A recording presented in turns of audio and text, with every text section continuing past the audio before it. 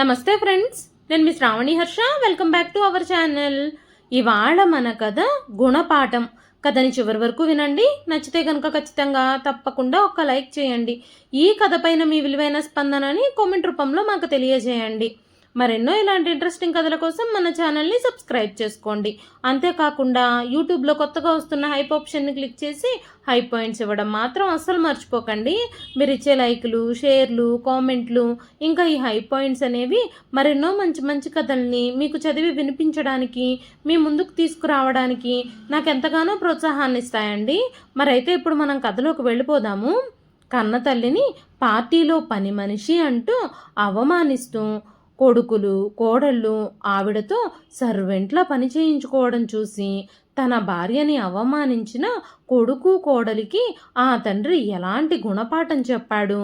కానీ పెంచి ప్రయోజకుల్ని చేసిన కొడుకులు గాలికి వదిలేస్తే ఇష్టం లేకుండా చేరదీసిన ఒక అనాథ చివరి దశలో ఆ తల్లికి ఎలా అండగా నిలబడ్డాడు అనేది ఈ కథలో మనం విందామండి.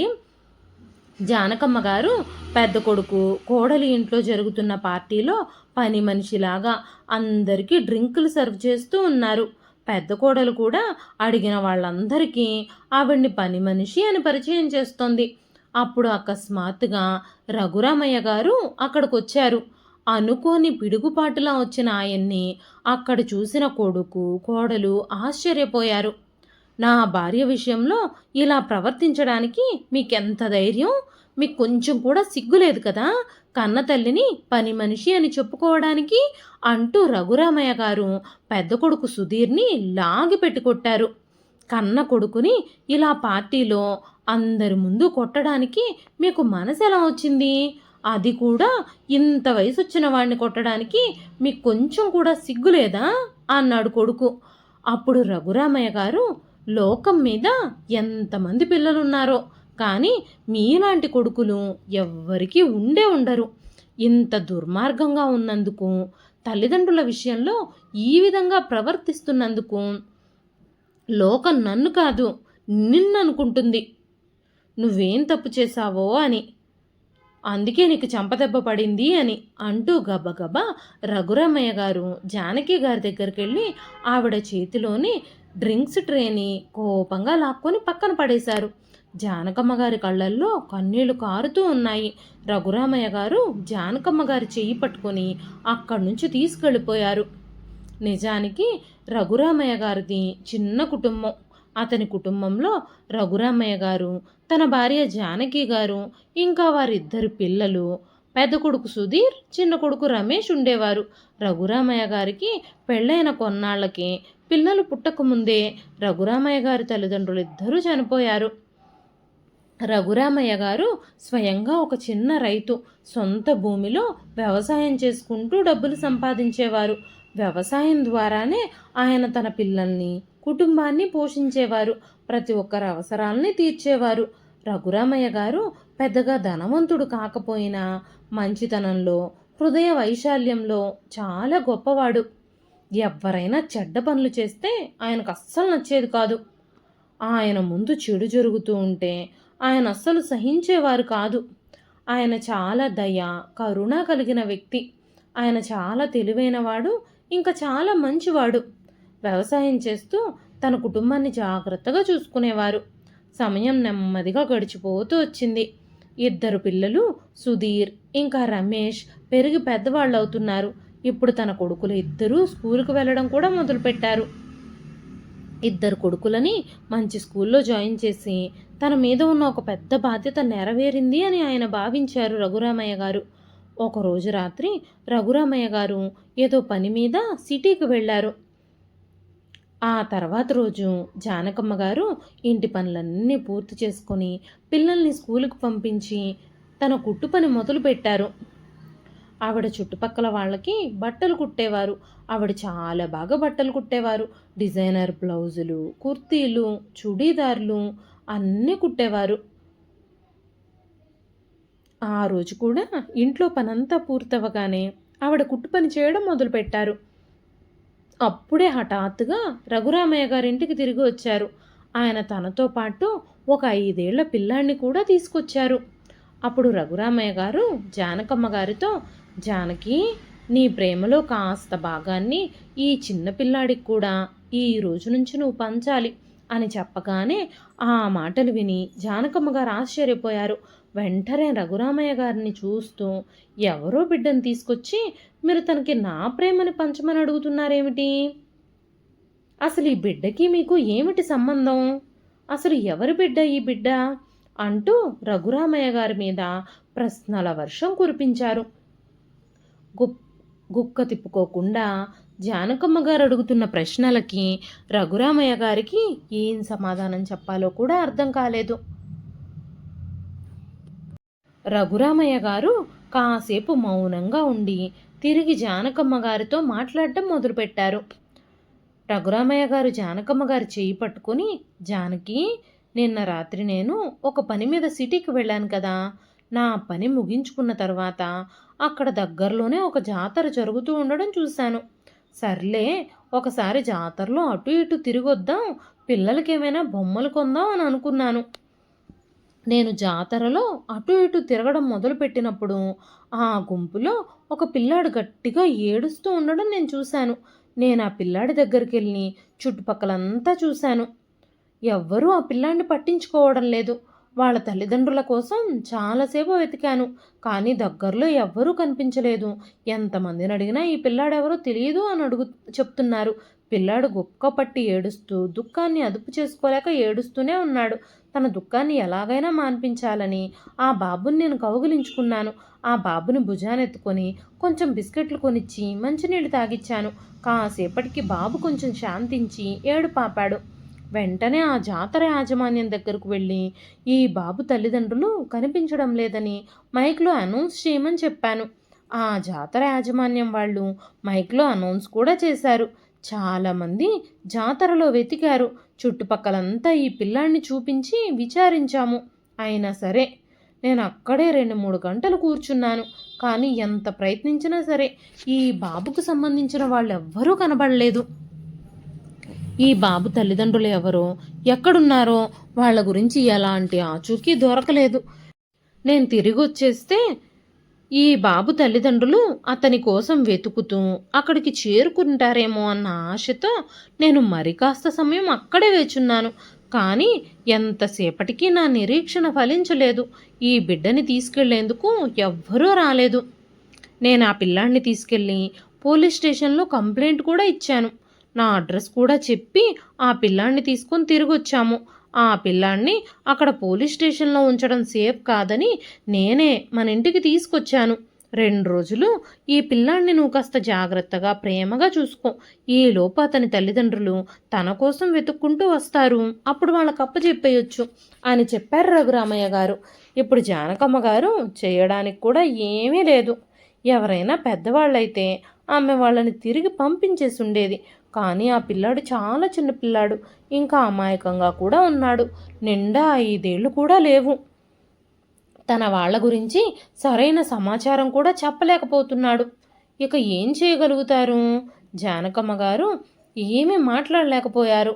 జానకమ్మ గారికి తన భర్త రఘురామయ్య గారి గురించి బాగా తెలుసు. ఆయన స్వభావం ఎలాంటిదో ఆవిడికి ముందు నుంచి తెలుసు. రఘురామయ్య గారు ఎవ్వరి బాధని చూడలేరు.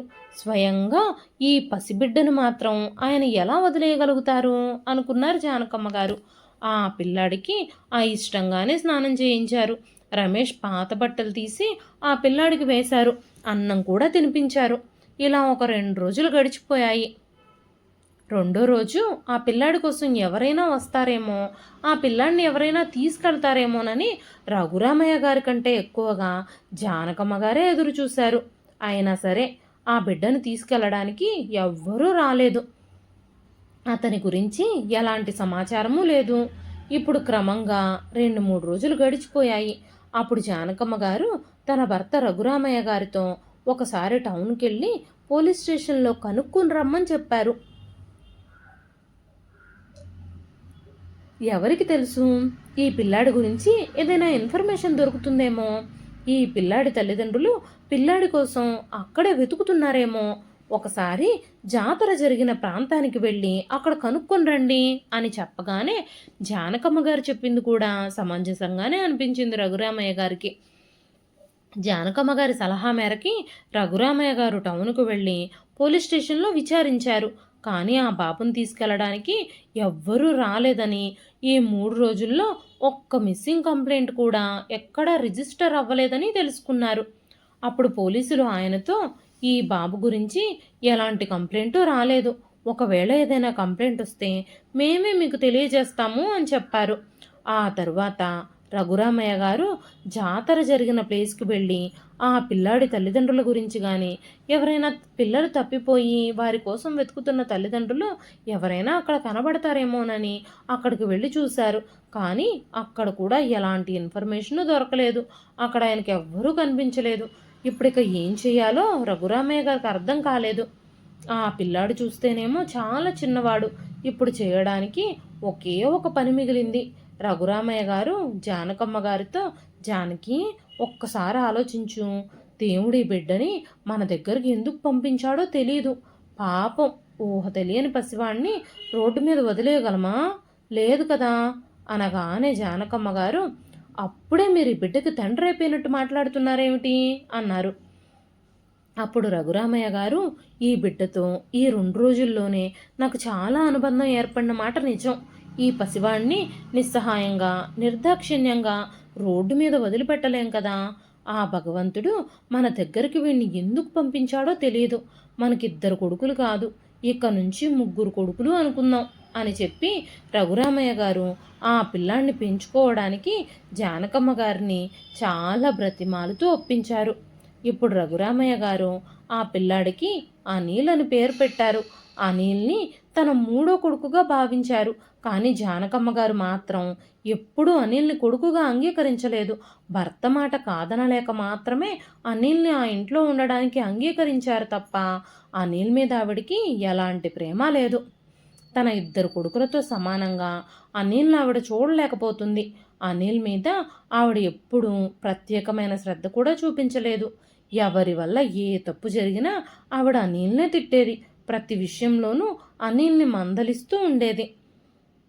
పాపం అనిల్ జానకమ్మ గారు ఎన్ని తిట్టినా, ఏం మాట్లాడినా కూడా మౌనంగానే ఉండేవాడు.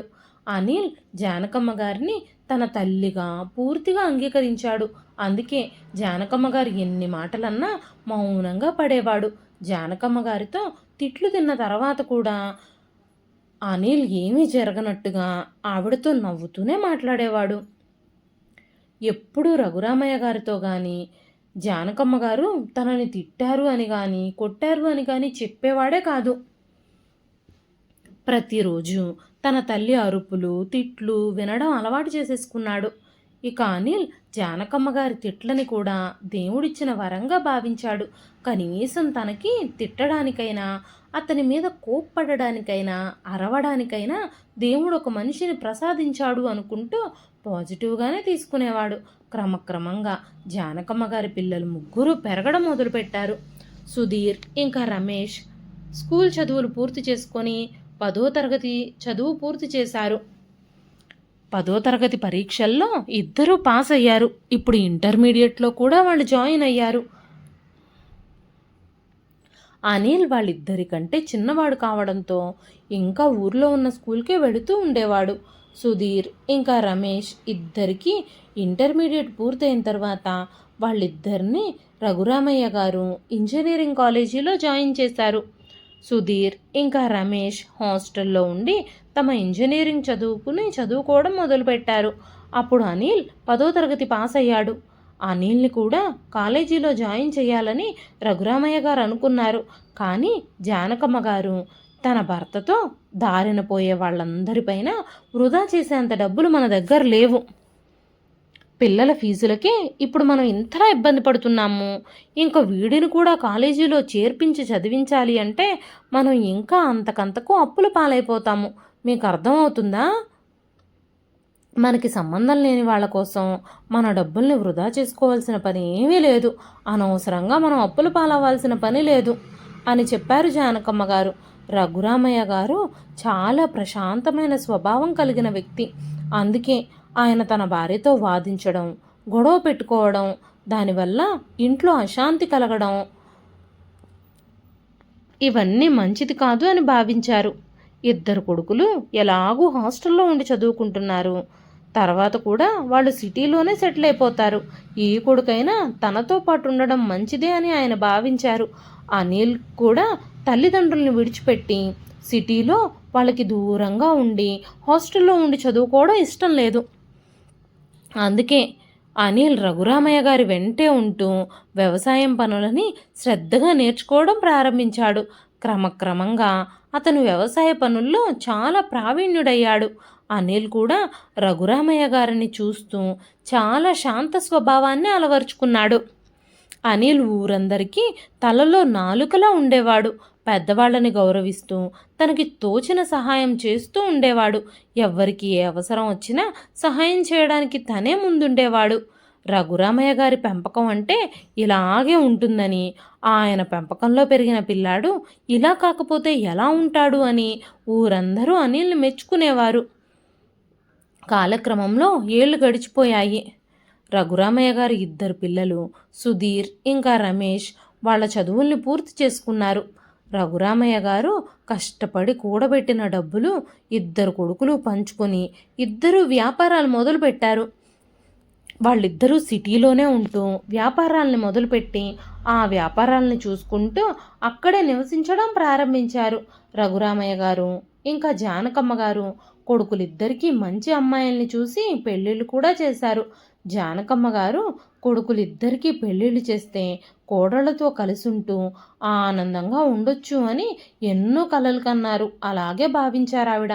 ఇంటి చాకిరీ చేస్తూ ఇన్ని రోజులు గడిపేశాను, కనీసం కోడళ్ళు వచ్చాకైనా కాస్త ప్రశాంతంగా ఊపిరి పీల్చుకోవాలి అని ఆవిడ ఆశపడ్డారు.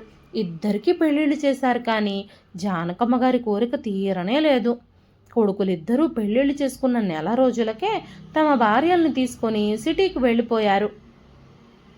దాంతో జానకమ్మ గారి ఆశలన్నీ అడియాసలైపోయాయి. కొడుకు కోడళ్ళు కళ్ళ ముందు తిరుగుతూ ఉంటే చూసుకుని సంబరపడాలి అన్న ఆరాటం, ఆశ తీరలేదు సరికదా. కొడుకులు కోడళ్ళు ఎవరి దారిన వాళ్ళు వెళ్ళిపోయారు. దాంతో జానకమ్మ గారు డీలా పడిపోయారు. పగలు రాత్రి విచారంగా ఉండడం మొదలుపెట్టారు. దాని కారణంగా రఘురామయ్య గారు కూడా చాలా బాధపడుతున్నారు. ఎప్పుడు చూసినా జానకమ్మ గారు దిగులుగా కనిపించేవారు. అప్పుడు రఘురామయ్య గారు తన పెద్ద కొడుకు సుధీర్కి ఫోన్ చేసి జానకమ్మ గారి పరిస్థితి గురించి వివరించి చెప్పారు. అయినా సరే సుధీర్ తానొచ్చి తల్లిని తనతో పాటు తీసుకువెళ్ళడానికి వీలు కుదరదని చెప్పి స్పష్టంగా తన తండ్రి ప్రతిపాదనని నిరాకరించేశాడు. వ్యాపారంలో ఒక్కరోజు నిర్లక్ష్యం చేసినా తనకి భారీ నష్టాలు వస్తాయని, తను రావడానికి అస్సలు కుదరదని సుధీర్ తన తండ్రితో చెప్పేసేశాడు. కొన్ని రోజుల తర్వాత పదే పదే రఘురామయ్య గారు అడగడంతో సుధీర్ సరే అయితే అమ్మ నా దగ్గరికి రావాలనుకుంటుందని మీరు పదే పదే చెబుతున్నారు కాబట్టి నాకైతే అక్కడికి రావడం వీలు కుదరదు. మీరే వచ్చి అమ్మని మా దగ్గర వదిలేసి వెళ్ళండి. ఎన్ని రోజులు కావాలంటే అన్ని రోజులు అమ్మ మాతో ఉంటుంది అంటూ చెప్పాడు. వెంటనే రఘురామయ్య గారు జానకమ్మ గారితో, జానకి రేపొద్దున్నే రెడీ అయ్యుండు, మనం సిటీకి వెళుతున్నాము. నేను నిన్ను సుధీర్ దగ్గర వదిలేసి వస్తాను. కొన్ని రోజులు సుధీర్ దగ్గరుండు, ఆ తర్వాత కొన్ని రోజులు రమేష్ దగ్గరుందు గాని నీకెప్పుడు కొడుకుల దగ్గరుండి సంతృప్తి పొందితే అప్పుడే మళ్ళీ తిరిగి ఊరుకొద్దు గాని అని చెప్పగానే జానకమ్మ గారు చాలా సంతోషించారు. తెల్లవారి పొద్దున్నే ఆవిడ రెడీ అయి ఉన్నారు. రఘురామయ్య గారు జానకమ్మ గారిని తీసుకొని ట్రైన్లో సిటీకి చేరుకున్నారు. రఘురామయ్య గారు జానకమ్మ గారు సుధీర్ ఇంటికి చేరుకోగానే సుధీర్ భార్య రఘురామయ్య గారికి జానకమ్మ గారికి టీ టిఫిను అన్ని ఏర్పాట్లు చేసింది. ఎందుకంటే కోడలు అత్తగారు మామయ్య గారు సాయంత్రానికల్లా తిరిగి వెళ్ళిపోతారని, లేదంటే 2 రోజులుండి వెళ్ళిపోతారని అనుకుని వాళ్ళిద్దరిని బాగా చూసుకుంది. జానకమ్మ గారు కూడా తన కొడుకు కోడల్ని చూసి చాలా సంతోషించారు. ఆ తర్వాత రోజు రఘురామయ్య గారు కొడుకు కోడలితో, బాబు సుధీర్, ఊర్లో మీ అమ్మ మీకోసం చాలా దిగులు పెట్టుకుంది. 2 కొడుకులు దూరంగా ఉండడంతో మీ అమ్మ మీ గురించే ఆలోచిస్తూ చాలా బాధపడుతుంది. కాబట్టే నేను మీ అమ్మని తీసుకొచ్చి మీతో కొంతకాలం వదిలిపెట్టి వెళ్ళాలి అని అనుకుంటున్నాను అంటూ చెప్పారు. రఘురామయ్య గారు జానకమ్మ గారిని పెద్ద కొడుకు ఇంట్లో వదిలి గ్రామానికి తిరిగి వచ్చేశారు. ఇప్పుడు జానకమ్మ గారు పెద్ద కొడుకు కోడలితో కలిసి కొన్నాళ్ళు ఉండొచ్చు అని చాలా సంతోషించారు. కోడలు పొద్దున్నే లేచి జానకమ్మ గారి చేత అన్ని పనులు చేయించుకునేది. మొదట్లో జానకమ్మ గారు కూడా కోడలికి సహాయం చేయడానికి చాలా ఉత్సాహంగా పనులన్నీ చేసేసేవారు. కానీ సుధీర్తో కోడలే అన్ని పనులు తనే స్వయంగా చేస్తున్నాను అని చెప్పుకోవడంతో జానకమ్మ గారికి కాస్త బాధగా అనిపించేది. మొదట్లో ఆవిడ నేను రావడం వల్ల కోడలికి కాస్తైనా విశ్రాంతి దొరుకుతుందిలే, అన్ని పనులు చేద్దాం ఏమైంది అనుకుంది. కానీ ఆవిడ పరిస్థితి క్రమక్రమంగా విషమించి అధ్వానంగా మారింది. కొన్ని రోజులు గడిచేసరికి కోడలు ఏ పని చేయడం లేదు. కనీసం తాగడానికి మంచినీళ్ళు కావాలన్నా కూడా జానకమ్మ గారిని పిలిచి మంచినీళ్ళు అడిగేది. మొదట్లో జానకమ్మ గారు కూడా ఏమీ పట్టించుకునేవారు కాదు. ఆవిడ ఏ పనిలో ఉన్నా సరే వచ్చి కోడలికి మంచినీళ్ళు ఇచ్చి వెళ్ళేవారు.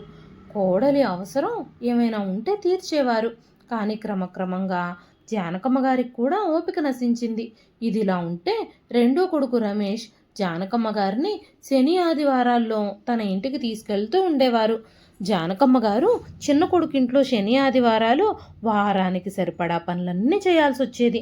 చిన్న కోడలు ఉద్యోగం చేయడంతో శని ఆదివారాల్లో వారానికి సరిపడా వంటలు ఇంటి పనులు అన్నీ చేయించుకొని వారానికి సరిపడా టిఫిన్లకు సంబంధించిన పిండిలన్నీ రుబ్బించుకొని మళ్ళీ పెద్ద కొడుకింటికి పంపించేసేవాళ్ళు వాళ్ళు. జానకమ్మ గారు కొడుకు ఇంటికి వెళ్ళి 3 నెలలు గడిచిపోయాయి. ఒకరోజు రఘురామయ్య గారు జానకమ్మ గారు ఊరికి వెళ్ళి చాలా రోజులైపోయింది. ఇప్పటి వరకు జానకితో సరిగ్గా మాట్లాడిందే లేదు. తను ఎలా ఉందో తెలుసుకోవాలి. ఎప్పుడు ఫోన్ చేసినా సరే సుధీర్ బయటెక్కడో ఉన్నాను మళ్ళీ చేస్తాను అంటాడు. ఇంటికి వెళ్ళాక మర్చిపోతాడు తప్ప తిరిగి కాల్ చెయ్యడు అని అనుకుంటూ భార్య ఎలా ఉందో చూడాలి అని ఆయన చాలా కుతూహలంగా ఉన్నారు. ఒకరోజు రఘురామయ్య గారు అకస్మాత్తుగా గ్రామంలో బయలుదేరి సిటీకి చేరుకున్నారు. ఎవ్వరికీ ఎలాంటి సమాచారమూ ఇవ్వకుండానే కొడుకింటికి చేరుకొని అందరినీ సర్ప్రైజ్ చేయాలి అని అనుకున్నారు. కానీ కొడుకింటికి చేరుకోగానే అక్కడ కనిపించిన దృశ్యం రఘురామయ్య గారిని కంటతడి పెట్టించింది. అందరికీ సర్ప్రైజ్ ఇద్దామనుకున్న ఆయనకి పెద్ద షాకే తగిలింది. సుధీర్ ఇంట్లో ఆ రోజు ఒక పార్టీ జరుగుతుంది.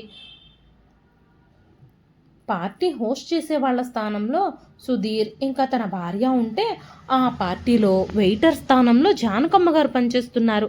జానకమ్మ గారు వచ్చిన అతిథులందరికీ డ్రింకులు జ్యూసులు స్నాక్స్ సర్వ్ చేస్తున్నారు.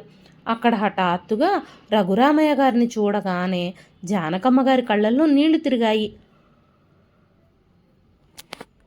ఒక్కసారిగా స్నాక్స్ ట్రే ఆవిడ చేతుల్లోంచి జారిపోయింది. ఫుడ్ ఐటమ్స్ అన్నీ చల్లా చెదురుగా పడిపోవడంతో సుధీర్ భార్య స్నేహితులు బంధువులందరూ ముందు జానకమ్మ గారిని చాలా అవమానించింది. జానకమ్మ గారు అక్కడంతా క్లీన్ చేస్తూ ఉండగానే కొడుకు కోడలు ఆవిడ మీద విరుచుకుపడుతూ ఇష్టం వచ్చినట్టుగా మాట్లాడుతూ ఉండగానే కొడుకు సుధీర్ జానకమ్మ గారి మీద చెయ్యెత్తాడు. వెంటనే రఘురామయ్య గారు గబగబా అక్కడికొచ్చి కొడుకు చేతిని పట్టుకున్నారు. ఇదంతా చూసిన రఘురామయ్య గారు ఒక్కసారిగా తన కళ్ళని తానే నమ్మలేకపోయాడు. రఘురామయ్య గారు చాలా కోపంగా ఉన్నారు. వెంటనే కొడుకుని లాగిపెట్టి చెంపదెబ్బ కొట్టారు. అక్కడే నిలబడున్న చిన్న కొడుకు కోడలు ఒక్క మాట కూడా మాట్లాడలేదు. మాట్లాడితే తమ చెంపలు కూడా చిళ్ళుమంటాయని వాళ్ళకి తెలుసు. వెంటనే రఘురామయ్య గారు జానకమ్మ గారిని తీసుకొని గ్రామానికి వెళ్ళిపోయారు. జానకమ్మ గారు ఊరికొచ్చారే కానీ సొంత కొడుకులు కోడళ్ళు వాళ్ళ ప్రవర్తన ఆవిడ మనసులోంచి బయటకు తీసేయలేకపోతున్నారు. కొడుకు కోడలి ప్రవర్తన గుర్తుకొచ్చినప్పుడల్లా జానకమ్మ గారికి భయంగా బాధగా ఉండేది. ఇప్పుడు జానకమ్మ గారు మారిపోయిన కొడుకుల ప్రవర్తనకి చాలా బాధపడుతూ ఉన్నారు. రఘురామయ్య గారు కూడా అనారోగ్యంతో బాధపడుతూ ఆయన ఆరోగ్యం రోజురోజుకి క్షీణిస్తూ ఉండడంతో అనిల్ ఆయన్ని రెస్ట్ తీసుకోమని చెప్పి వ్యవసాయ పనులన్నీ స్వయంగా తను ఒక్కడే చూసుకోవడం మొదలుపెట్టాడు. రఘురామయ్య గారు తన ఆరోగ్యం క్షీణిస్తూ వస్తూ ఉండడంతో అనిల్కి కూడా తెలిసిన వాళ్ళల్లో ఒక సంబంధం చూసి అనురాధ అనే అమ్మాయితో అనిల్ వివాహం కూడా జరిపించారు. 1 సంవత్సరం తర్వాత అనిల్‌కు ఒక కొడుకు పుట్టాడు. క్రమక్రమంగా జానకమ్మ గారు కూడా అనిల్‌ని ఇష్టపడడం మొదలుపెట్టారు. ఆవిడ అనిల్‌కి పుట్టిన పిల్లల్ని కూడా చాలా జాగ్రత్తగా చూసుకుంటూ, వాళ్ళతో ఆడుకుంటూ చాలా సంతోషిస్తున్నారు. ఒకరోజు రఘురామయ్య గారు బయట వసారాలో కూర్చొని అనిల్ కొడుకుతో ఆడుకుంటూ ఉండగా ఆయన ఒక్కసారిగా అకస్మాత్తుగా స్పృహ తప్పి పడిపోయారు. చాలా రోజుల నుంచి ఆయన ఛాతీ నొప్పితో బాధపడుతున్నారు. కానీ ఎవ్వరికీ ఆ విషయం చెప్పలేదు. ఒకరోజు ఆ రోజు తన మనవడితో ఆడుకుంటూ ఉండగా ఒక్కసారిగా ఆయనకి ఛాతీలో నొప్పి పెరిగిపోయింది. హార్ట్ అటాక్లా వచ్చి ఆయన పడిపోయారు. అనిల్ వెంటనే ఆయన ఆసుపత్రికి తీసుకెళ్లాడు. ఆసుపత్రికి తీసుకెళ్ళి అడ్మిట్ చేశారు. కానీ రఘురామయ్య గారు 2 రోజులు హాస్పిటల్లో ఉన్న తర్వాత అందరినీ శాశ్వతంగా విడిచిపెట్టి వెళ్ళిపోయారు.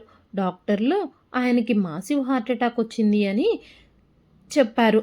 రఘురామయ్య గారు ఈ లోకంలో లేరని కొడుకులిద్దరికీ తెలియగానే జానకమ్మ గారి కొడుకులిద్దరూ వచ్చారు. ఎలాగోలాగా అన్ని కార్యక్రమాలు ముగించుకుని కొడుకులిద్దరూ తమ బిజినెస్ పనులు చాలా ఉన్నాయని ఎక్కువ రోజులు ఇక్కడ ఉండడం కుదరదు అని చెప్పి తల్లి దగ్గర సెలవు తీసుకుని వెళ్ళిపోయారు. కనీసం తండ్రి పోయాక ఒంటరి అయిన తల్లిని ఓదార్చాలని కానీ, ఒక్కటే ఎలా ఉంటుంది తమతో తీసుకెళ్లాలని కానీ ఒక్క కొడుకు కూడా అనుకోలేదు. ఇప్పుడు అనిల్ జానకమ్మ గారి పట్ల ప్రత్యేకమైన శ్రద్ధ తీసుకుంటున్నాడు. ప్రతి చిన్న విషయంలోనూ ఏ సమస్య తలెత్తకుండా ఏ సమయంలో తన తల్లికి ఏమేం కావాలో ప్రత్యేకంగా చూసుకుంటున్నాడు. ఒకరోజు అనిల్ తన పొలం నుంచి తిరిగి వస్తూ ఉన్నప్పుడు అనిల్ భార్య అనురాధ జానకమ్మ గారితో చాలా అసభ్యంగా కోపంగా మాట్లాడుతూ ఉండడం చూసి అనిల్ ఆశ్చర్యపోయాడు. ఆవిడ జానకమ్మ గారి మీద అనురాధ చాలా కోపం చూపిస్తుంది, చిరాకు పడుతుంది. అనురాధ తన అత్తగారైన జానకమ్మ గారితో ఏ పని పాట లేనట్టు ఊరికే కూర్చున్నారు. సరే, ఊరికే అయినా జాగ్రత్తగా కూర్చోవచ్చు కదా, మిమ్మల్ని అటు ఇటు ఎవరు తిరగమన్నారు? ఎప్పుడు ఏదో ఒకటి పడేస్తూనే ఉంటారు. భోజనం చేసేటప్పుడు చుట్టూ మెతుకులు పడేస్తారు, నీళ్లు కూడా పారబోస్తారు. ఏదో ఒక మూలన ప్రశాంతంగా కూర్చోకుండా ఏదో పని చేస్తున్నట్టు ఇల్లంతా తిరిగేస్తూ ఉంటారు. అవి ఇవి పడేస్తూ ఉంటారు. ప్రశాంతంగా ఒక పక్కన కూర్చోవచ్చు కదా, ప్రతి పనికి అడ్డుపడకపోతే అంటూ అరుస్తుంది. అనురాధ ఈ మాటలన్నీ విన్న అనిల్కి చాలా కోపం వచ్చింది. అనిల్ ఇక తట్టుకోలేక గేటు దగ్గర నుంచే తన భార్య మీద గట్టిగా అరిచాడు. అనురాధతో, అనురాధ, మా అమ్మతో ఇలా మాట్లాడడానికి నీకెంత ధైర్యం? నువ్వు ఎవరితో మాట్లాడుతున్నావో మర్చిపోయావా? నువ్వు ఇన్ని మాటలు ఎవరినైతే అంటున్నావో ఆవిడ నా తల్లి. ఆవిడే లేకపోయి ఉండుంటే నేను ఇక్కడ ఉండేవాడినే కాదు, నువ్వు ఇక్కడ ఉండేదానివే కాదు.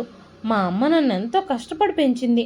నా సొంత కుటుంబ సభ్యులే నన్ను చీకటిలో వదిలేసినప్పుడు నా తల్లిదండ్రులు ఇద్దరే నాకు మద్దతు ఇచ్చారు. వాళ్ళిద్దరూ నాకు ఈ ఇంట్లో సభ్యత్వం ఇచ్చారు.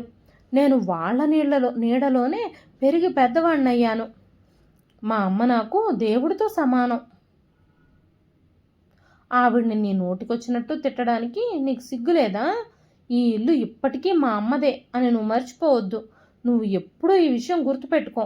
నువ్వు నాతో ఇష్టం వచ్చినట్టు మాట్లాడినా, అగౌరవపరిచినా నేను సహిస్తాను. కానీ మా అమ్మ మీద నోరెత్తినా, మా అమ్మని అగౌరవంగా మాట్లాడినా నేను మాత్రం ఊరుకోను. ఈ ఇల్లు స్వయంగా మా అమ్మది.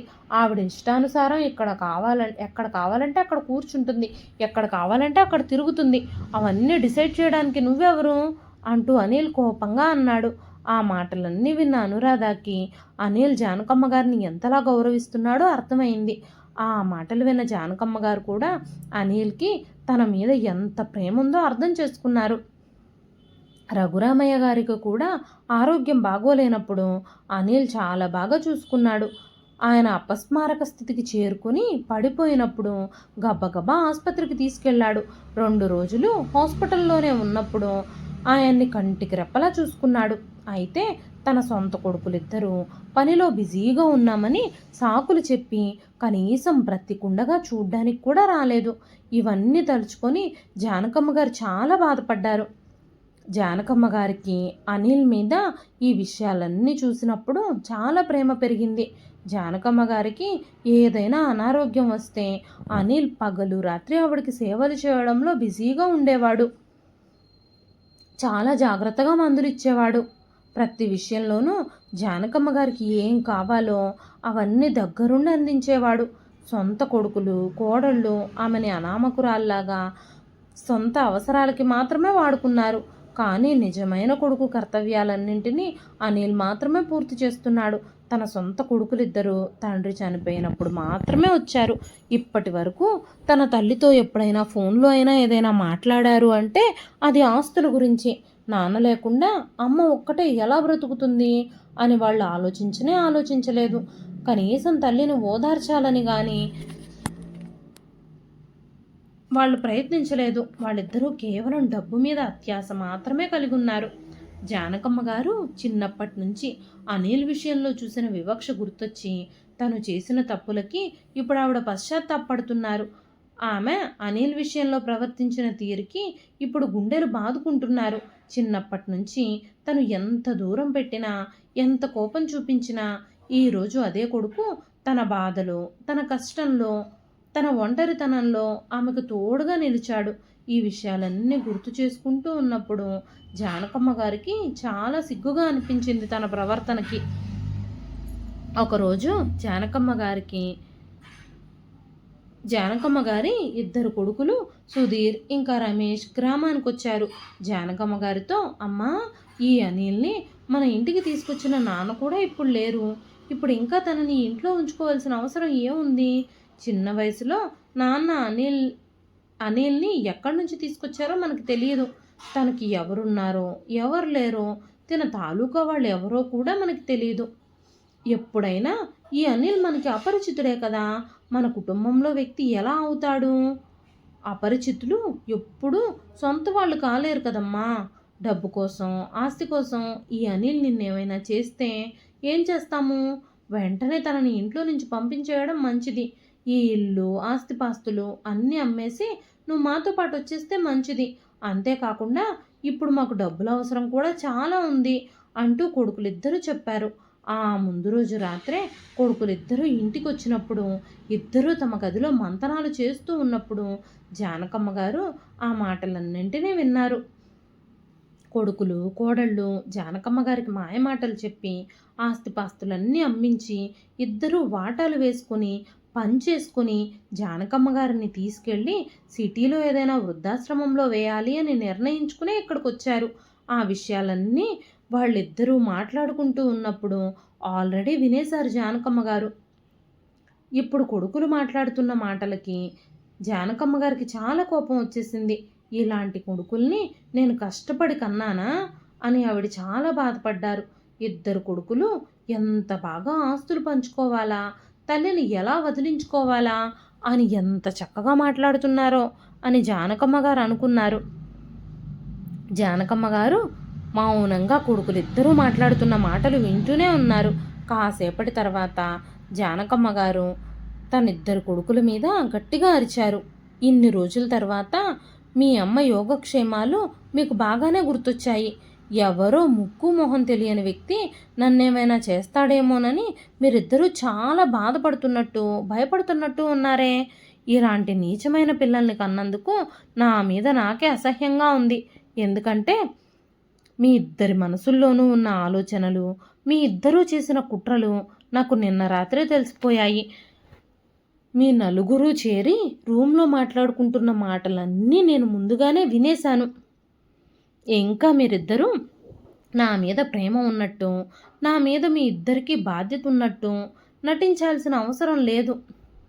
మీరిద్దరూ మాయమాటలతో నన్ను నమ్మించి ఆస్తులన్నీ అమ్మించి వాటాలు పంచుకున్న తర్వాత మీరు నన్ను ఏం చేయాలనుకున్నారో నేను నా చెవులారా విన్నాను. మీ మనసులో ఇంత కుట్రలు పెట్టుకొని మీరు అనిల్ని అనుమానిస్తున్నారా? తను మీకులాగా డబ్బు కోసం గడ్డి తినే రకం ఏమీ కాదు. నేను నవమాసాలు మోసి కష్టపడి కనకపోయినా ఇప్పుడు నా భారాన్ని తనే మోస్తున్నాడు. నన్ను జాగ్రత్తగా కంటికి రెప్పలా చూసుకుంటున్నాడు. మీరు అనిల్ని మీ తమ్ముడుగా భావించకపోతే, తనని గౌరవించకపోతే మీరు ఇంకెప్పుడు ఇక్కడికి రావాల్సిన పని లేదు. మీ ఇద్దరికీ అర్థమవుతుందా? మీకు ఆస్తిలో చిల్లిగవ్వ కూడా తక్కదు. ఎందుకంటే మీకు రావాల్సిన డబ్బులన్నీ మీ వ్యాపారాల కోసం మీ నాన్నగారు ఎప్పుడో ఇచ్చేశారు. ఇప్పుడు ఉన్న ఆస్తులన్నీ అనిల్ మీ నాన్నగారితో కలిసి కష్టపడి సంపాదించాడు. మీరిద్దరూ మీ సుఖాలు మీ స్వార్థాలు మీరు చూసుకొని ఇంటి నుంచి వెళ్ళిపోతే మమ్మల్ని ఇద్దరినీ కంటికి రెప్పలా ఈ అనిలే చూసుకున్నాడు. కష్టపడి ఆస్తిని అభివృద్ధి చేశాడు. ఈ ఆస్తిలో మీకు వాటా దక్కనే దక్కదు. ఈ ఆస్తి మొత్తం అనిల్కే చెందుతుంది అని చెప్పగానే సుధీర్ ఇంకా రమేష్ల గొంతులు తడపడుతున్నాయి. జానకమ్మ గారి మాటలు విని సుధీర్ ఇంకా రమేష్లు సిగ్గుతో తలదించుకుని నిలబడ్డారు. ఆ మాటలు విన్న అనిల్ చాలా ఆశ్చర్యపోయాడు.